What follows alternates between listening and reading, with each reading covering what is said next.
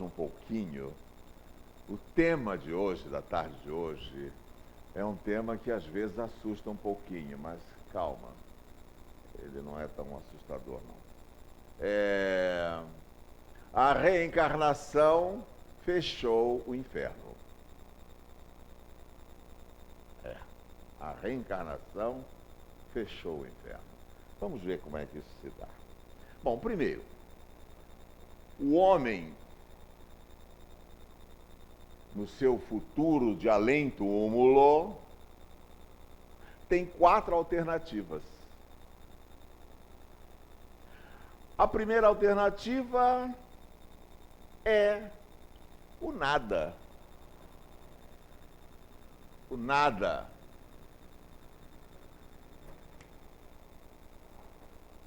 De acordo com a doutrina materialista. Eles acham, os adeptos, né, do materialismo, os que acreditam que é só a matéria que existe, eles acham que após a morte do corpo não acontece mais nada.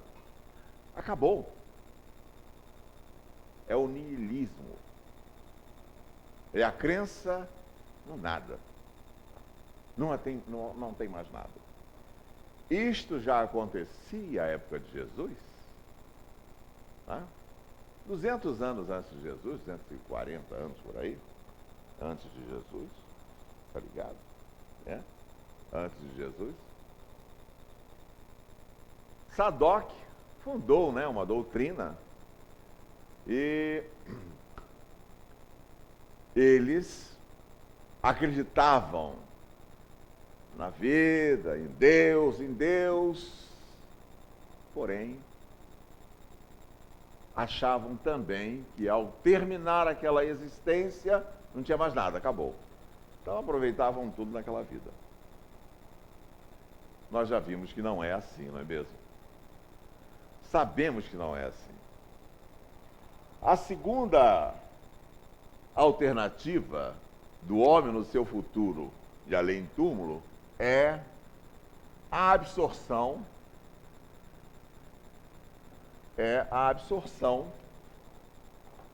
no todo universal, de acordo com a doutrina panteísta.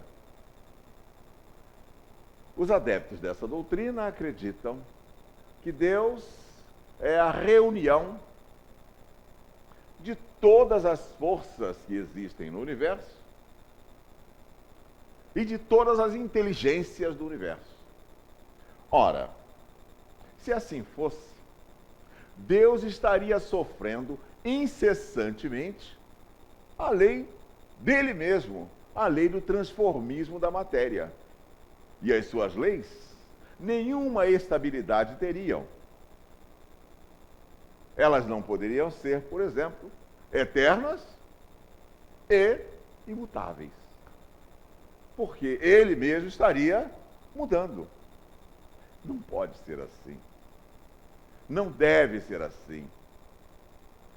Vamos usar o nosso raciocínio, a nossa lógica, para concluirmos que Deus não pode ser. Ele é o criador de tudo, mas quem cria é a coisa? Não. Ele cria a coisa, mas ele não é a sua criação. Bom, e qual seria a terceira alternativa? A terceira alternativa do homem é a da individualidade.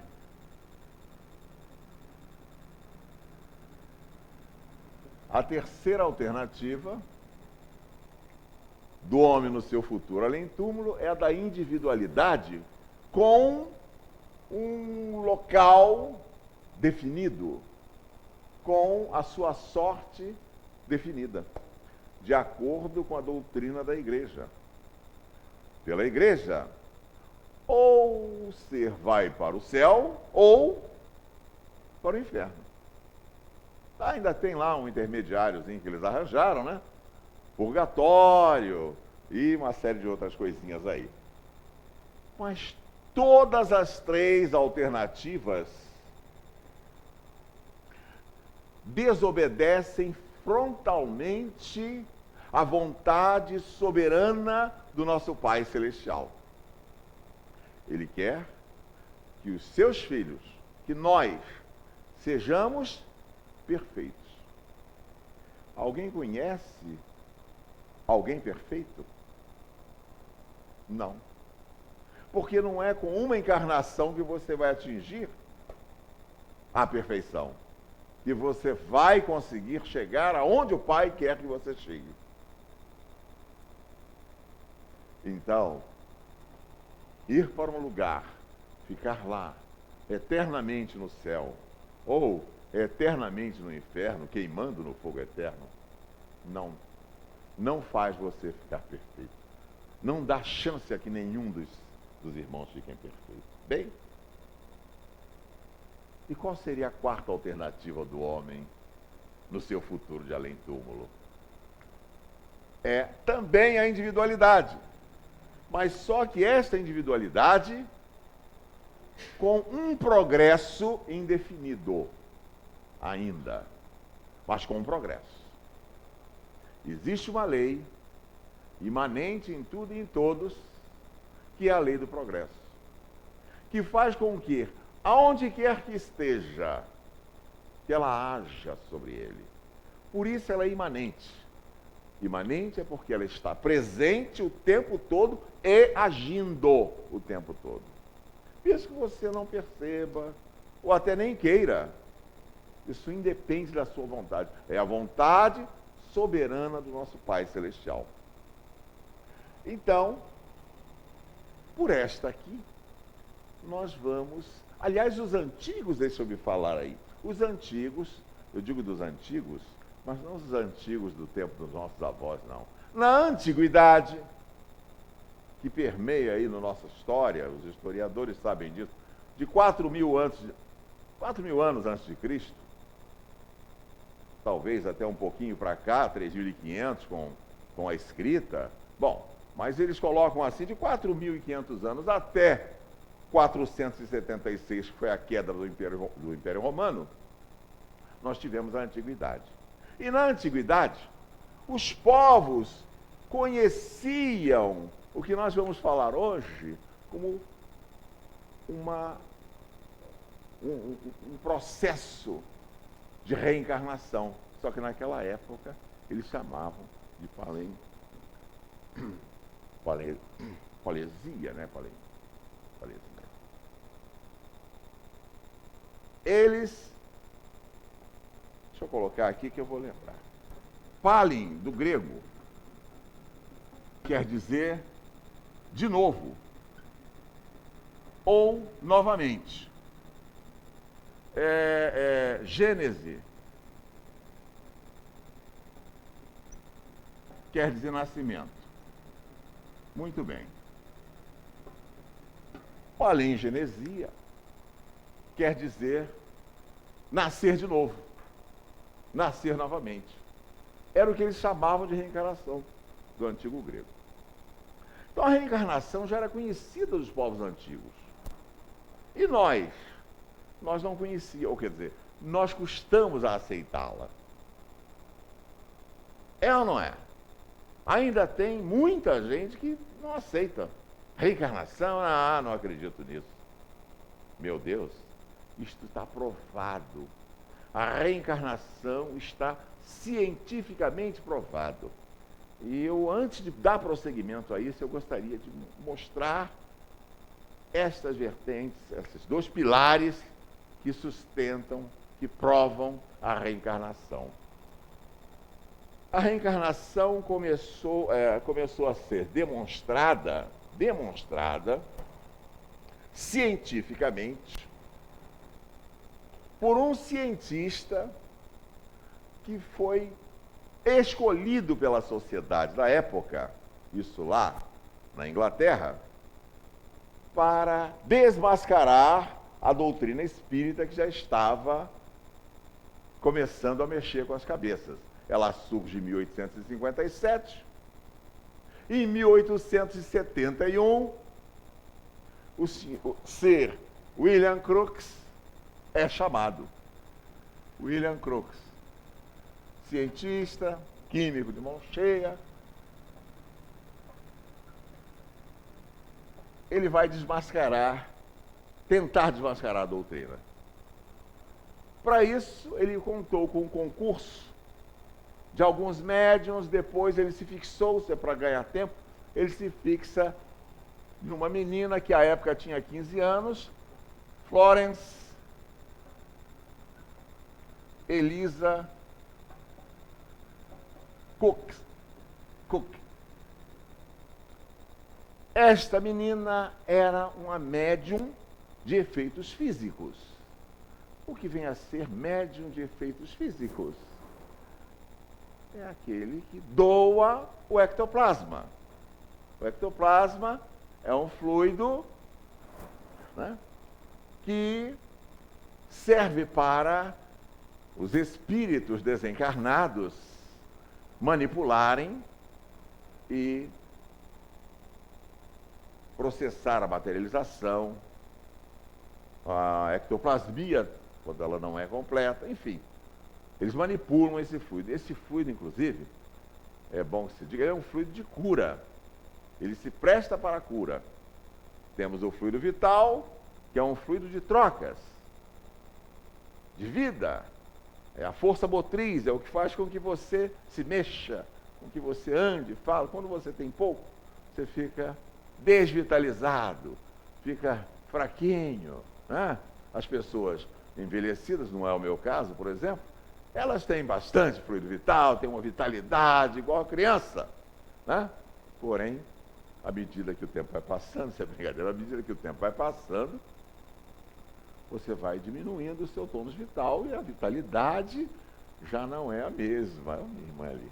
Então, Florence Eliza Cook era uma doadora, como aqui o Peixotinho aqui no Brasil, né? Vocês já ouviram falar também. Ela era uma doadora de mão cheia. Ele aí pegou Eliza Cook para que Kate King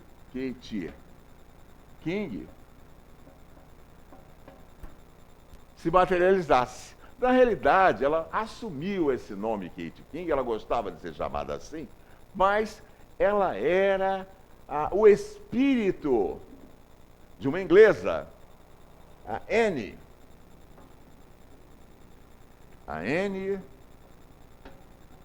Over.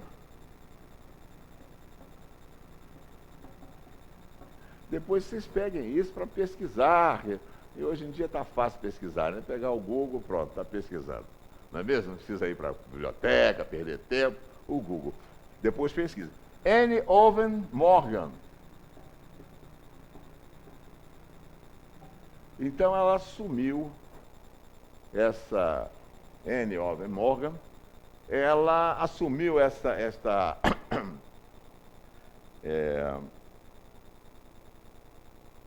personalidade na última encarnação, e ao se materializar através da doação do ectoplasma de Florence Eliza, ela se chamou assim, Kate King. Pronto. Mas o nome dela, encarnada, era esse. E William Crookes, ao fazer lá os seus experimentos, ele ficou abismado. Ele disse, gente, isso é insofismável. Não tem como se negar isto. Isso é incontestável. É real. Vocês sabem que a materialização ela é realizada num ambiente em que haja penumbra.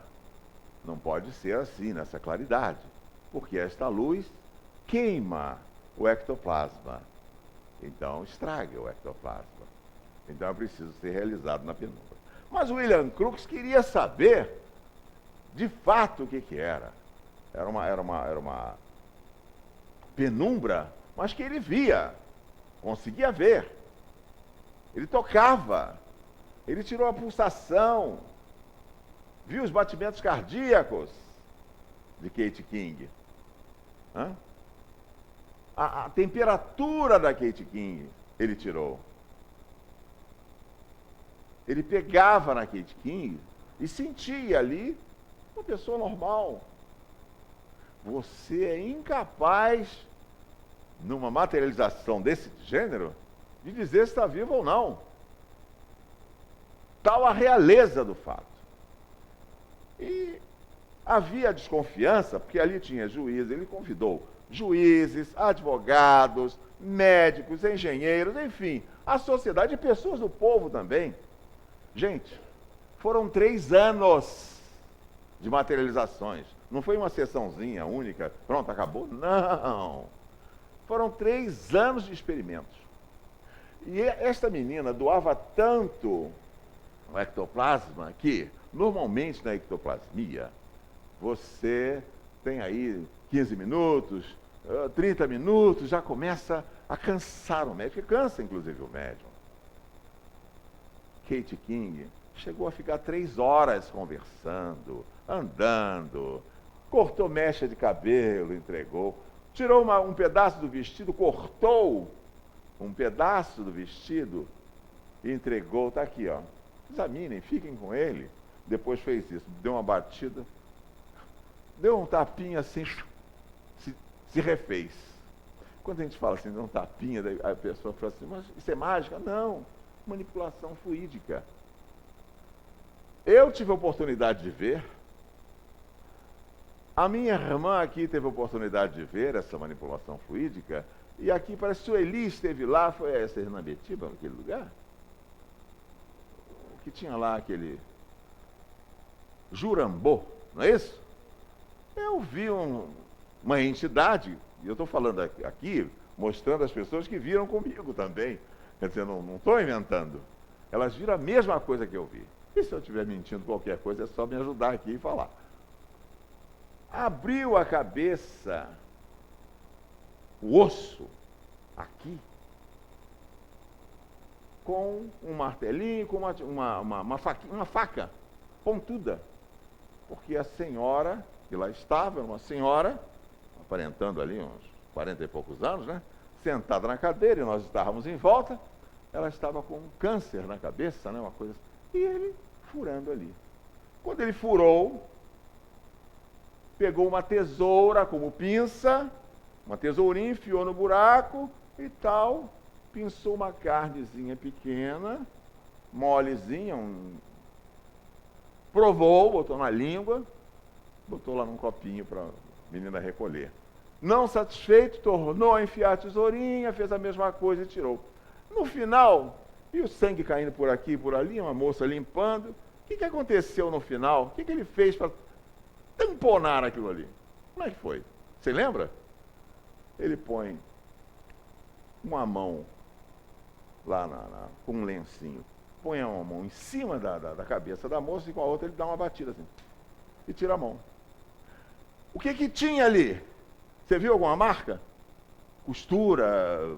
Nada. Lisinha, mesmo como se não tivesse feito nada. Ela estava careca, porque o câncer tem essa coisa no tratamento de quimioterápico, né? Cai o cabelo e tal. Então ela estava careca, você via, todo mundo vendo ali na nossa frente. Não foi mágica. Manipulação fluídica.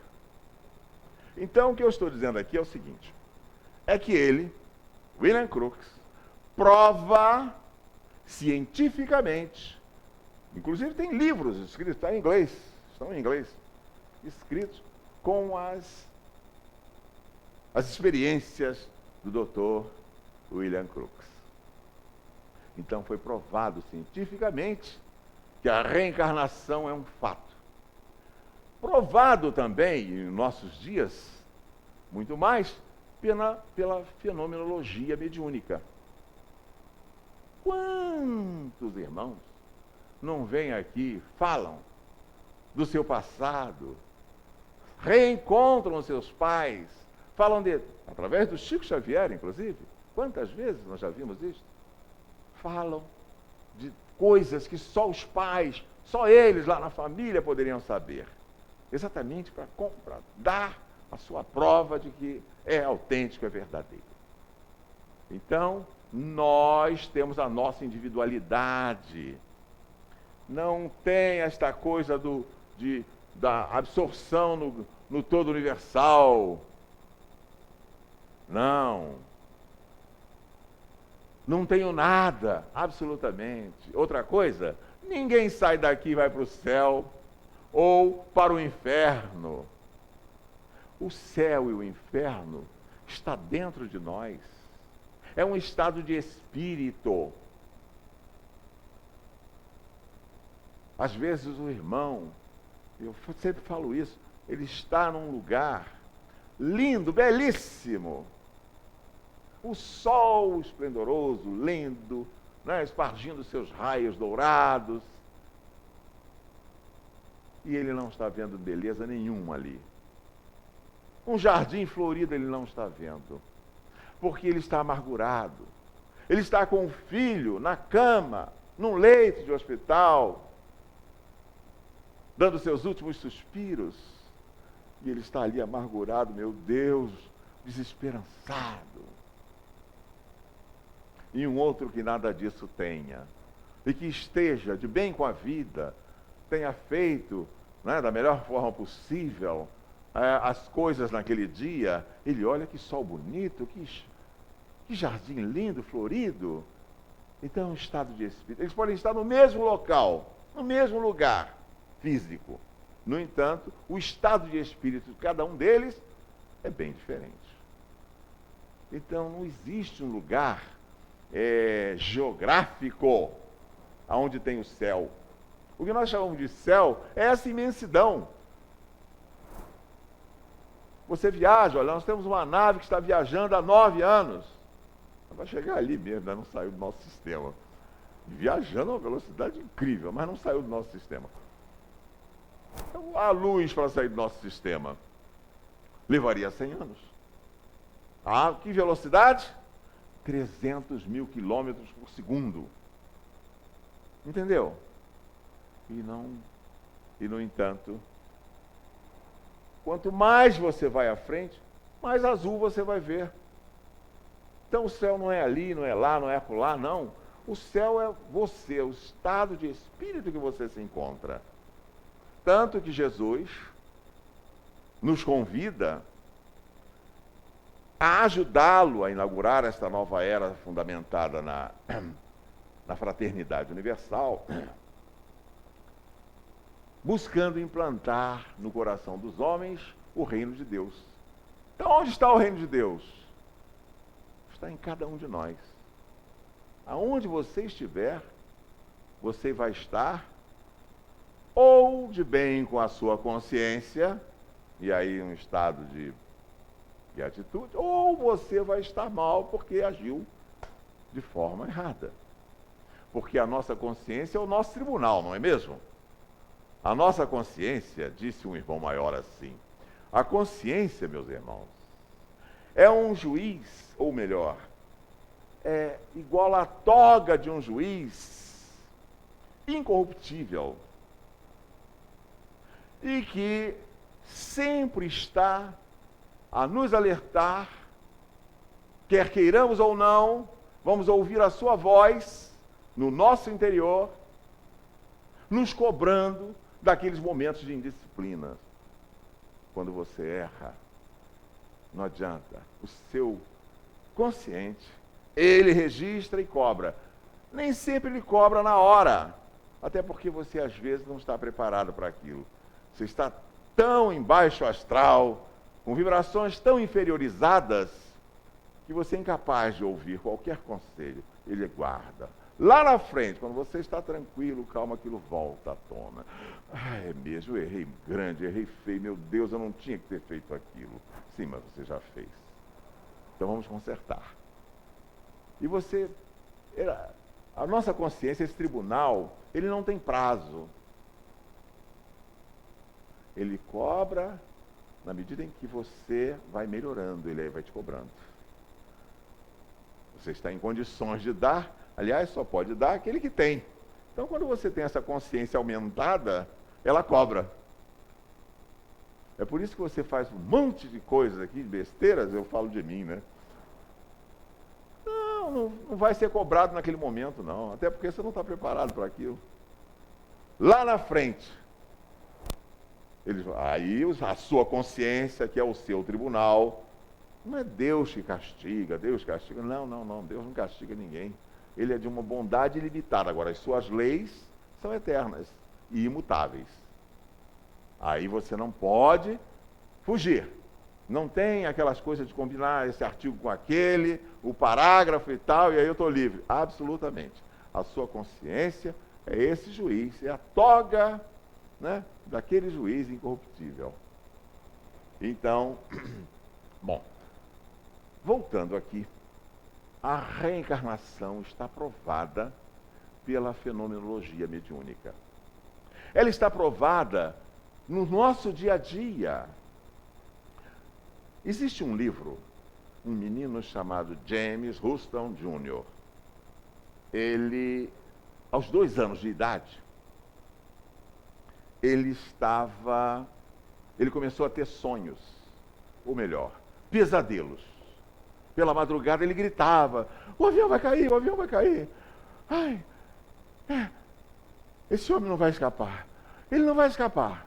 E a mãe e o pai, né, os dois, não estavam entendendo aquilo. Mas viam que o menino sofria muito, ele suava, coitadinho. Ele gritava, se esperneava, eles aí acalmavam, acordavam o menino e tal.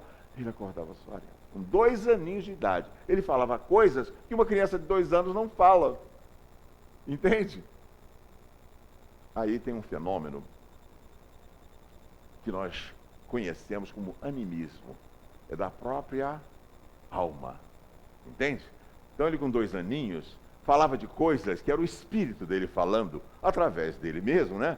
Tirando dele as informações que estavam lá nas zonas do subconsciente, que guarda o nosso passado. Né? Todos os acontecimentos do passado estão lá no porãozinho do nosso subconsciente. E esse subconsciente só abre, ele não abre agora, por exemplo. Se eu perguntar a você qualquer coisa do teu passado remoto, de outra vida, você é incapaz de me dizer. Agora, você mesmo é capaz de mergulhar nesse subconsciente quando você entra no que nós chamamos de transe. Num estado de transe, essa porta se abre.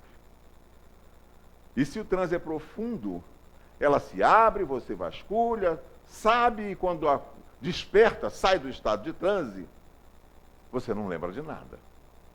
Porque ela não está no presente. Isso é algo do passado. Pois bem, o menino entra nesses transes com 2 aninhos de idade. E ele só desenhava avião, só via... A coisa dele era avião. Ele não podia ver um avião numa vitrine que ele queria compra. E aí o pai foi dando. Ele falava os nomes, ele ficava assim, mas esse menino não vê esses filmes sobre avião, sobre guerra, sobre coisa nenhuma. Ele via os filmes que a mãe selecionava para ele ver. E eram desenhos, coisinhas próprias da idade dele. No entanto, a linguagem dele, quando ele entrava nesses transes, quando ele tinha essas visões, era uma linguagem de quem conhecia profundamente o que estava falando. Chegou a citar o nome, né? Ele já mais crescidinho, não tinha mais 2 anos, mas ele chegou a citar o nome de um navio. Eles aí foram pesquisar. Era um navio base, porta-avião, de onde ele havia saído.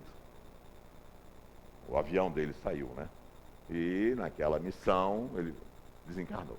Era um rapazinho que aos 20 e poucos anos, desencarna na guerra de 1939 a 45, e que retorna, mas com essas lembranças. Eles foram checar, depois de muito ouvir o menino e tal, eles disseram: não, isso aí nós vamos ter que pesquisar. E foram pesquisar. Ele deu nomes de amigos.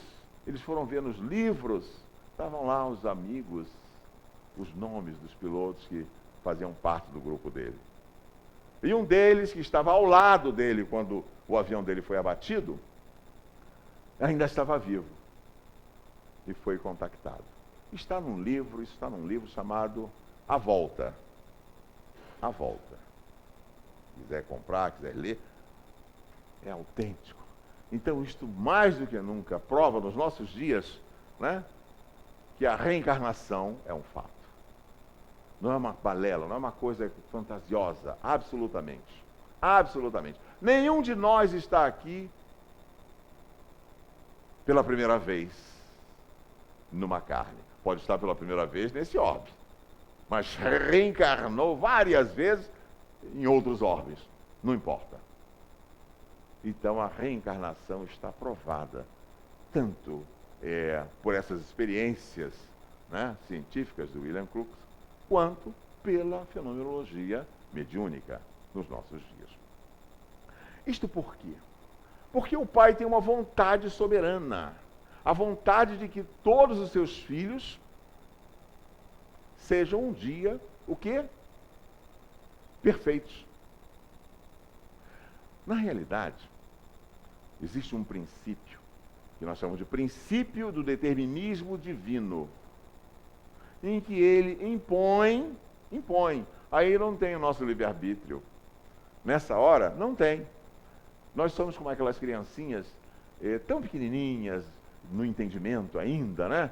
Que não dá para o pai, para a mãe, explicar certas coisas, porque ele não vai entender, então não se explica, faz. Então, ele impõe como necessária e fatal e irreversível, né, a que todos os seus filhos, todos nós, sigamos a direção da suprema felicidade, que é o supremo saber, o supremo bem, o supremo poder no infinito dos espaços e da eternidade. Ele quer que seja assim. Para isso ele nos fez perfectíveis, ou seja, passíveis de um dia nós nos tornarmos perfeitos. E ninguém fica perfeito com uma só encarnação. Então, o da doutrina espírita além de criacionista, ela é reencarnacionista. Nós, espíritas, kardecistas, acreditamos piamente nisto. Acreditamos não porque é um dogma. Não tem dogma nenhum, não. É muito claro para nós, para todos nós. Isto acontece às vezes até na própria família, que não dá para você negar. Você não precisa ir longe para saber desses fatos, saber que a reencarnação existe, de fato. E com a reencarnação, o que acontece? Todos temos que nos aperfeiçoar.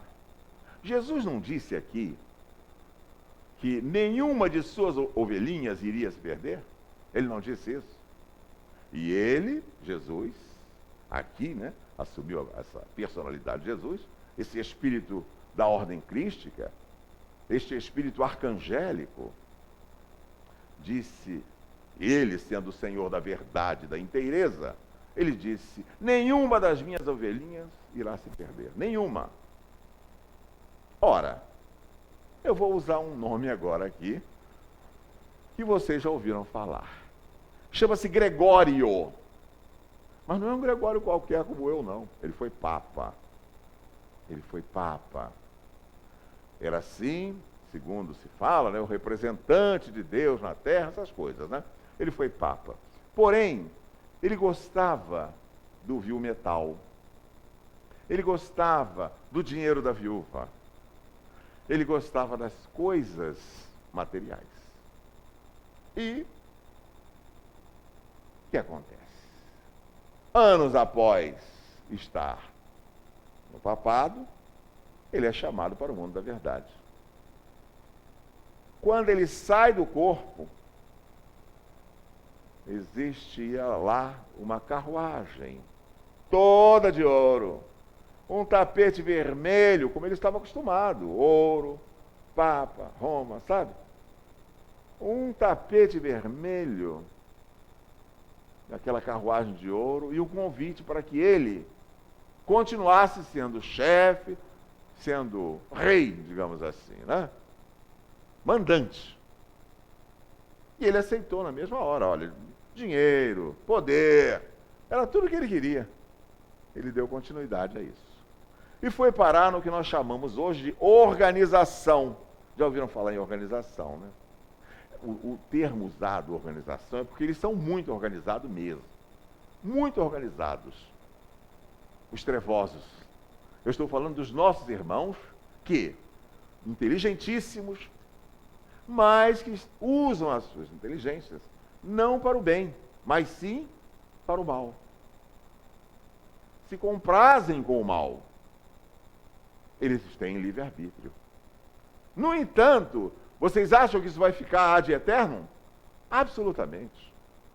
Pois Gregório foi chamado para chefiar este grupo. Com o olho no poder, ele aceitou. Para a tristeza daquela que sempre o amou, porque o amava muito antes dele encarnar como Gregório. Matilde, a sua mãe carnal aqui, mas que já era um espírito muito elevado naquela época. E ela se entristece com aquilo, mas ela não pode interferir, porque o livre-arbítrio é seu. Você faz o que você quiser. Eu posso tentar ajudá-lo orando, te envolvendo com bons fluidos, com boas vibrações, porém é você que vai tomar a sua iniciativa. Também tem uma coisa, as taxinhas que você andou jogando pelo meio do caminho, e que na volta vai ter que pisar, vai ser você que vai pisar em cada uma delas. E dói. Mas é você. Não é a mãe, não é o pai. Ninguém sobe pelo outro. Você pode ajudá-lo com vários atos, mas ele é que tem que querer subir e ele é que tem que subir. Pois bem, ela se entristece, mas nada pode fazer. Agora eu vou parar aqui um instantinho para perguntar a vocês. Esta mãe que ama o seu filho, por aquela doutrina da terceira alternativa que nós vimos, do homem no seu futuro, no além-túmulo, ela, se fosse para o céu, ela estaria feliz no céu com o seu filho, vamos dizer assim, no inferno? Hein? O que vocês acham? Não ficaria feliz. E que Deus é este que permite que a mãe fique eternamente no céu e o filho eternamente no inferno? Não. Tem alguma coisa que não bate, que não é lógico para a gente. Não é mesmo? Então, Deus, esta mãe, melhor dizendo, a Matilde, sabia que um dia ele seria tocado, que ele não iria permanecer ali para todo sempre, e que um dia ela estaria com ele num lugar bonito, feliz, e ele voltando aos seus braços.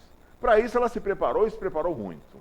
Se você quiser conhecer isso melhor, leia o livro Libertação, de André Luiz. Este livro é maravilhoso. Nos ensina tanto, minha gente.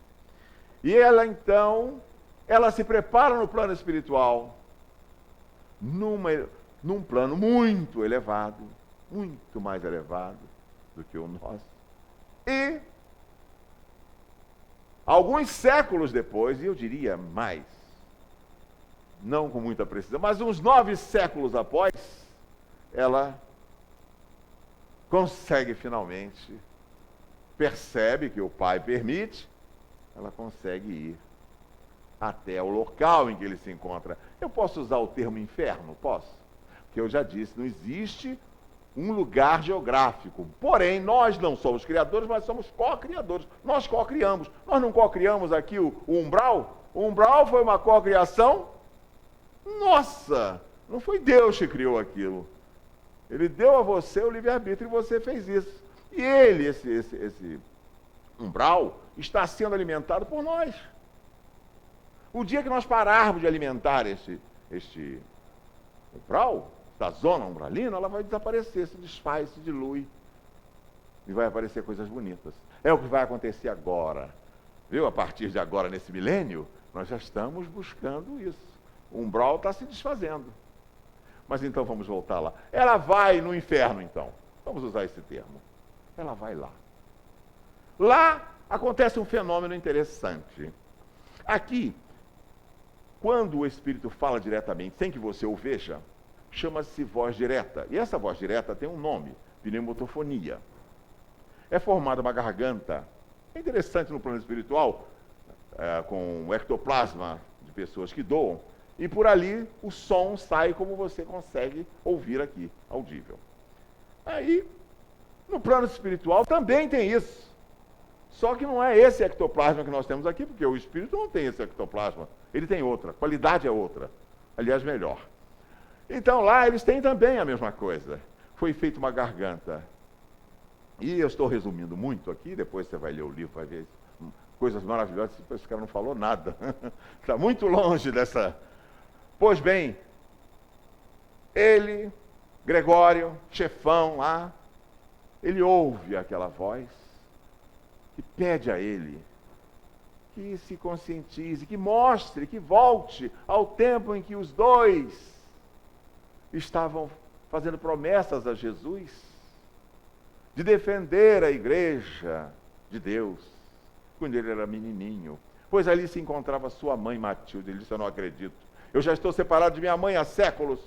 Eu não acredito nessas coisas. Vocês querem fazer comigo o que fizeram com muitos dos meus, levando daqui, mas a mim não, ninguém engana. E quando ele está falando isso, ela se materializa. A materialização lá também é um fato. Ela se materializa diante dele, luminosa, radiante, como a beleza da antiguidade. E ele vê aquilo, ele diz: eu estou sendo alucinado. Não, eu não aceito, e puxa a espada. Ele ficou alucinado. Ele estava achando que aquilo ainda assim era uma coisa, era um engodo. Mas ele já estava tocado. Porque não existe este que não tenha o mal, que não queira cultivar o mal, que não tenha também um bem dentro dele. E, por menor que seja, a vibração do bem que esteja no interior de cada um de nós, quando um irmão maior atinge esse ponto, ele faz crescer. Ele faz virar luz.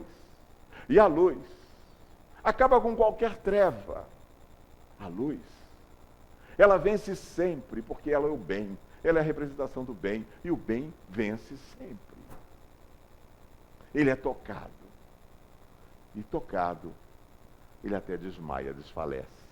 Gúbio, que era um instrutor que ali estava, organiza para que o levem para uma região onde ele seria preparado no departamento de reencarnação, e olha, ele já iria reencarnar. Ora, se o chefão foi retirado dali para reencarnar, você acha que aqueles que eram da época de Jesus, que estavam lá, ainda continuam no mesmo lugar? Absolutamente. É por isso que nós dizemos que a reencarnação fechou o inferno. O inferno não vai existir. Nós estamos caminhando para nos purificarmos. Nós estamos caminhando para um porvir melhor para todos nós. Meus queridos, nós temos um irmão, eu ia falar um pouco dele aqui e de outros mais, mas não dá tempo, é muita coisa. Nós temos um irmão, Blaise Pascal, que vocês já conhecem a mensagem dele, mas não importa, ela é linda e é uma mensagem para nós. Ele disse textualmente para nós: carregai as vossas cruzes com paciência e resignação, e vos tornareis, assim, dignos de habitar este planeta, que na sua marcha vertiginosa se dirige para as campinas siderais da constelação de Hércules, aonde chegará quando esta humanidade estiver em condições de habitar essas regiões do infinito, e aonde não haverá mais a noite e o dia se alternando gradualmente, pois as claridades virão dos vossos próprios espíritos redimidos. E aí, a ordem e a paz reinarão neste orbe. O amor será o estatuto universal. E os mansos herdarão a terra, como prometido por Jesus no Sermão da Montanha. Então, meus irmãos, vamos ter paciência, resignação, vamos trabalhar no bem, para que saiamos o mais rapidamente possível deste ciclo doloroso de reencarnações. Deveremos vir, sim, por amor, em missão. Mas por enquanto nós estamos na erraticidade. Ainda não conseguimos sair disto aí. Que a paz do Divino Mestre Jesus, Rabi da Galileia, habite os nossos corações agora e sempre, que possamos levar um pouco desta paz que paira neste ambiente pelos irmãos maiores que aqui se encontram. Muita paz, meus irmãos, muita luz.